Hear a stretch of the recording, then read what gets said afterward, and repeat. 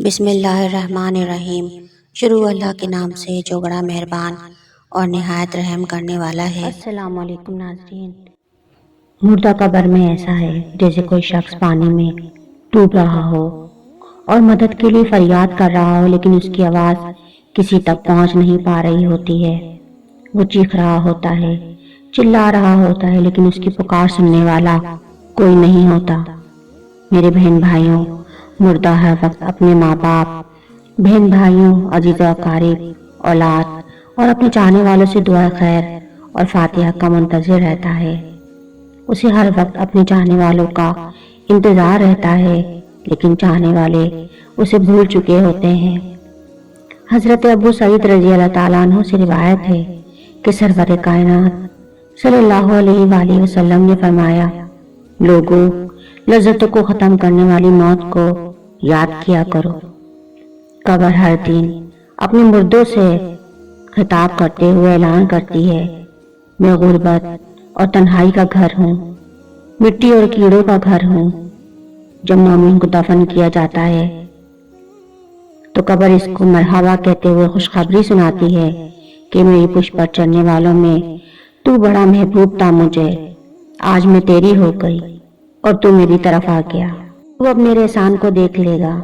یہ کہہ کر قبر تحت نگاہ کشادہ ہو جاتی ہے اور جنت کا دروازہ اس کے لیے کھول دیا جاتا ہے، جہاں سے اس کو جنت کی تازہ ہوا آتی ہے۔ حضرت ابو ہریرہ رضی اللہ تعالیٰ عنہ فرماتے ہیں کہ رسول اللہ صلی اللہ علیہ وآلہ وسلم ایک جنازے میں شریک ہوئے۔ میں بھی آپ صلی اللہ علیہ وآلہ وسلم کے ہمراہ تھا۔ آپ ایک قبر کے پاس بیٹھ گئے اور فرمایا، یہ قبر ہر دن بآواز بلند کہتی ہے، اے آدم کی اولاد، تو مجھے بھول گیا؟ کیا تجھے یہ معلوم نہیں کہ میں تنہائی کا گھر، غربت کا گھر، وحشت کا گھر، کیڑے مکوڑوں کا گھر ہوں؟ میں بہت تنگ گھر ہوں، مگر اللہ جس کے لیے کشادگی کا حکم فرمائے گا اس کے لیے کشادہ ہو جاؤں گی۔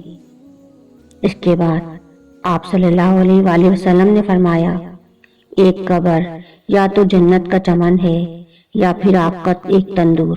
حضرت ابو حجاج رضی اللہ تعالیٰ عنہ سے روایت ہے کہ رحمت عالم صلی اللہ علیہ وآلہ وسلم نے فرمایا، مردہ جب قبر میں رکھا جاتا ہے تو قبر اس کو کہتی ہے، ابن آدم، تو ہلاک ہوا، تجھے کس چیز نے مجھ سے دھوکے میں رکھا؟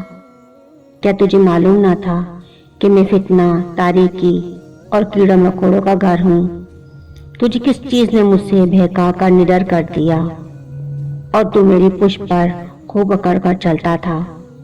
اگر وہ مردہ نیک ہوتا ہے تو اس کی طرف سے قبر کو جواب دینے والے جواب دیتے ہیں، اے قبر، تو دیکھ تو صحیح اس کے اعمال کیسے ہیں۔ یہ اچھائی اختیار کرتا تھا اور برائی سے باز رہتا تھا۔ یہ سن کر قبر کہتی ہے، بے شک یہ نیک تھا، اب میں اس کے لیے سرسبز ہو جاتی ہوں۔ مردے کا جسم اس وقت منور ہو جاتا ہے اور اس کی روح اللہ تعالیٰ کی طرف بھیج دی جاتی ہے۔